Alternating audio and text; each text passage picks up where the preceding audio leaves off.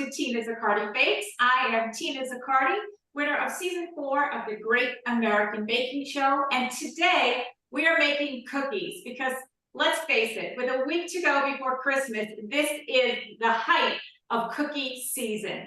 And we're making what I think is one of the quintessential holiday cookies, and I think one that everybody likes to have in their cookie box. And we are making Linzer cookies. It's a beautiful, buttery, nutty cookie that's sandwiched with some, in this case, raspberry preserves. You could also use apricot or even a nice chocolate spread. And you can use different nuts. Today we are using almonds. So let's jump right in there and get going. And if you have a question or a comment, please put it in the chat box and I'll be sure to answer it straight away. So we have some softened butter in our mixer. And to that, we are going to add 1/3 cup of sugar. The recipe, which will probably be on the screen any minute now, has the sugar at 2/3 cup. We are splitting it in half, but it's all going to end up in the same place. But for now, we've got some butter and we've got some sugar, and we're going to get that mixing. Okay, and that's going to go. And now we're going to talk about our nuts. So we're using almonds today, and these almonds are toasted, and they still have the skins on, which is fine. I find that almonds with the skins are perfectly fine to use. In fact, I love, and you can see the really pretty little flecks you get in the cookie. You could also use hazelnuts, but the hazelnuts I would recommend trying to get the skins off because they tend to be a little on the bitter side. So just a note about hazelnuts. So I have a hand blender. You could do it in a food processor. I'm going to add our almonds, and then I'm going to add some sugar to that. Pulse this until you get the almonds finely brown. I'm going to get this on, and everything. Pulse this. Let me get this out of the way so you guys can all see. We're going to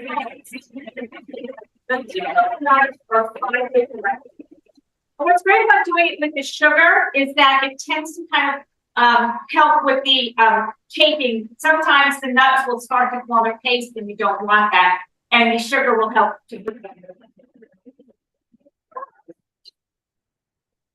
Now I think we are done with that.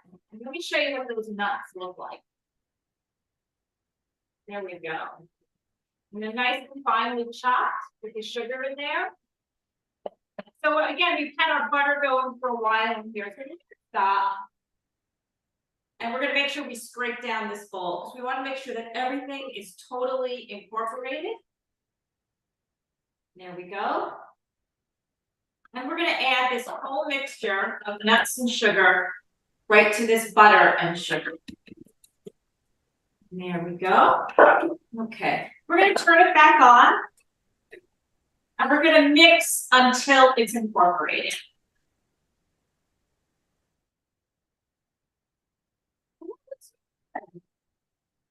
Everybody can see. I love to use the mixer with a glass bowl so you guys can see exactly what's going on in the bowl. We're going to add an egg, 1 whole egg, and some vanilla extract. You can add a little almond extract if you like to really pump up that almond flavor. I'm going to use some vanilla. You could also, which is very traditional with the Linzers, to add a little bit of cinnamon if you like cinnamon. I know that some people don't, and if your family doesn't, you can leave it out, but some cinnamon in there would be really terrific. I think we need to do another scrape. We're going to scrape this bowl again. And you can see our cookie dough is starting to come together. Make sure we get that all mixed in. Okay, and to this, we're just going to add 2 more ingredients. Very simple. It's other than the nuts, it's probably stuff you have in your pantry already, which makes this cookie so great. And who doesn't love a good sandwich cookie? To the flour, I'm going to add a 1/2 teaspoon of salt, and the flour is 2 1/3 cups, or if you have a scale, which you know that I love to use a scale, 280 grams. We're just gonna add the whole thing to our mixer. And again, I know you've heard me say this before, but once you add your flour, we're gonna mix on low, because we don't wanna overmix this dough and have tough cookies. These are really nice, buttery, crispy cookies that we don't want to get tough. And we're gonna mix that up. When the dough is done and it's almost there, we're gonna take 2 pieces of parchment paper that I have already dough. And I think our dough is ready. Okay. Once your dough is ready, you're gonna split it in half. It doesn't have to be exact measurement because we're gonna roll both of those out and we're gonna just cut some cookies from it. So it doesn't have to be exactly half. Don't get all crazy about this part. Okay. We're gonna take that off here because we are finished with our mixer. I'm just gonna push it behind. Okay.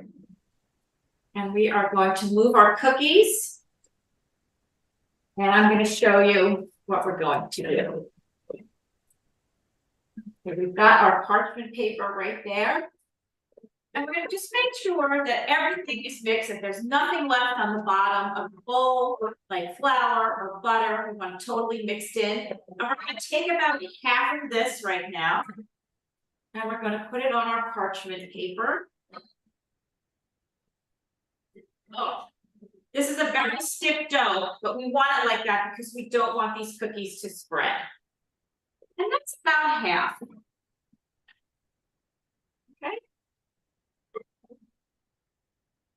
And this, we're going to take that other piece of parchment and we're going to lay it right on top. And this is a great technique to use for any cookie that you are rolling out. You don't have to add any extra flour to it to prevent it from sticking, which will toughen up your cookie. It's just such a great way to roll your cookies out. So I've got it ready to go. And I want my cookies to be 1/4 of an inch thick. So I went to the hardware store and I got 2 1/4 inch thick wooden dowels, and I'm going to place them on either side of the cookie dough. I'm going to take my rolling pin and I'm going to begin to roll. And what those 2 1/4 inch dowels do is they act as a guide or a guard, if you will, for your rolling pin. Your rolling pin will not squish the dough any thinner than 1/4 of an inch, so you get a nice, even thickness. And not only do your cookies look nice, but they also bake evenly. You're not going to get one that's underdone and one that's perfectly cooked, or one that's perfectly cooked and some that are overdone. Hey, Tina, Cassie's jumping in saying, hey, Tina, love your show. Hey, Cassie. Thanks for being with us today. Are you a cookie baker? Let us know. So I've done rolling that out. So what I'm going to do is I have one that I've already rolled out and chilled. I'm going to remove it from the parchment. And this one's going to go on my cookie sheet. And it's going to go into your refrigerator for at least 2 hours. You want it to firm up because it makes it easier to cut out your cookies. Or you can put it in the freezer for 20 to 30 minutes and that will firm it up really nice. Just be careful with the freezer because sometimes it gets frozen really solid and then you might have to let it just sit out on your counter for a couple of minutes just so that you can cut it. But you still want it to be firm. So we're going to move this over here. And I have my 1 roll of dough. And I've got a parchment lined baking sheet. That's how we're going to bake them. And I've got 2 cookie cutters. One right here, and I'm using the end with the fluted edges because I think the cookies look so pretty with the little fluted edges, as you can see. And then I've got a star cookie cutter. So I'm going to cut out the middle. Because what happens with these cookies is you get to see all that beautiful jam that's inside from the cutout on top. So we're going to take the top sheet off. We're going to give it a flip, and we're going to take the bottom sheet off. Susie says she loves baking Christmas cookies with her daughter. Oh, that's so great, Susie. I love to hear that because that's how I started. I started baking with my mom and my grandma, and it's just such a typical story. And it's just so great when you get those kids in the kitchen. It just gives them such a sense of accomplishment to bake something and have everybody taste it and be like, oh, it's so good. So keep baking with the kids. So I'm going to take this cookie cutter and I'm going to start cutting. And we're going to place these on the cookie sheet.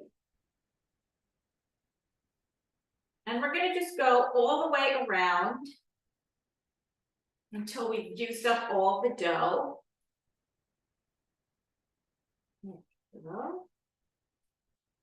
And I'm going to show you how to get these off of here. My dough is sitting out a little, waiting for us to go online. So it kind of got slightly soft. So yours would stay in the fridge a little longer. But I like to take an offset spatula, and this will help remove your cookies like that. And we're going to place them about 1 or 2 inches apart. There we go. And you want an even number of cookies with the cutouts and the same number without the cutouts. So I like to put them all on the cookie sheet. And you can roll out this dough again. I would just do it maybe once. Because then what happens is every time you put the dough together and go to roll it out, it starts to toughen it up a bit. So we're going to go with 10. We got 10 cookies on here. Move this out of the way, as you can see. And you can use any cookie cutter that's smaller than the original one to cut out that little opening in the top of the cookie. And because it's Christmas time, I'm using a little star. If you make these for Valentine's Day, you could use a heart, or you could just use another circle, but I thought the heart was really cute. So we're going to cut out the star, just like that. You can see that. And we're going to do 5 of these because we have 10 cookies. And these are one of my daughter's favorites, so she's very happy that I am making these today, because then she gets to reap the benefits. There we go. And just remember, this time of year, with cookie season in full swing, your refrigerator and freezer are really your cookies' best friends. It really helps to keep that dough really, really cold. There we go. Okay. And we have 5. So we have 5 and 5. So I have them all on the same sheet pan just to show you guys what they look like. But what I would recommend is to bake the ones without the cutouts on their own cookie sheet and the ones with the cutouts on a separate cookie sheet, because what happens is the ones with the cutouts tend to bake faster and you don't want those to burn. So from here, working with the dough, it's going to soften up a little bit. So I like to take these and put them in the fridge to chill them for about 15 to 20 minutes before baking. So after they're good and chilled and they're nice and firm, you're going to put them in a 325-degree oven. For the ones that don't have the cutouts, they're going to bake for about 17 to 18 minutes until you just start to see a little bit of a light golden brown going on around the edges. They don't really get too much color on them. We don't want to have too much color. The ones with the cutouts, again, they take a little longer to bake. A little shorter to bake. And they'll run around 15, 16, maybe 17 minutes. So you can see the oven is pretty low. Usually it's a 350 oven. These cookies I like to bake at 325, nice and low. They get baked, they get crispy, and they really come out terrific. So that's where we are for the baking. So after they're baked, I'm going to use this wooden board for a contrast so you can see the powdered sugar. If I do it on my white countertop, you won't see it. So I've got some cookies that are already baked, that are not decorated. And we're going to do 4. Let's do 4. And we've got 4 right there, you can see, with the stars. And then we have 4 of the plain And I'm going to turn them over because that's how we're going to fill them. We're going to put the filling on the bottom. We're going to move these over a little bit. Because what I like to do is, instead of putting the powdered sugar on at the end, where you're going to cover your jelly or your jam, I like to do it first, and I'll show you. We're just going to take some powdered sugar and a little strainer, and we're going to cover those tops. Oh, so good. This is my favorite part of the whole cookie. And there we have them all covered with the powdered sugar. And then I have some raspberry preserves or jam or jelly, whatever you like. And I put it in a pastry bag because it just makes it so much easier to dispense out onto the cookies. And we're just going to put a little bit. It's about maybe a little more than a teaspoon. Well, Susie says these look so good, delicious. Oh, yes. Oh, Susie, they are so good. Another little tip, if you like your cookies like really crisp, if you like these really crisp, fill them right before you're going to serve them. So you can keep these cookies without the powdered sugar on after they're baking in an airtight container for several days, 4 or 5 days. And if you like them crisp, fill them before you're going to bake them, before you're going to give them to, or as a gift if you're giving them as a gift. If you like the cookies to soften just a little bit, you can go ahead and fill them and then put them in a container and then serve them whenever you like. Whoops. And sometimes, you know, a little more jelly is fun because it pokes out the top. And there we go. And now I'm going to take the tops and I'm just going to put them on. And as you press very gently, you can see that little bit of preserve peeking out of that star shape. Isn't that pretty? I'm going to do another one. Here we go. Oh, these are just so good. And there you have your beautiful almond Windsor cookies. I think everybody has these on their cookie board or their cookie tray for the holidays because they are such a great cookie. And again, these are also customizable. You can change your nuts, you can change your filling, but either way, here we go. They are just a really beautiful, beautiful looking cookie and delicious tasting cookie. I hope you guys make these. You've still got time left to do it. We still got a week to go. If you've got a fan of nuts and, you know, preserves in your house, these are the perfect cookie. I hope that everybody has a wonderful Christmas or a wonderful break between Christmas and New Year's. And Happy New Year, everybody. And I will see you in January. Bye, everybody.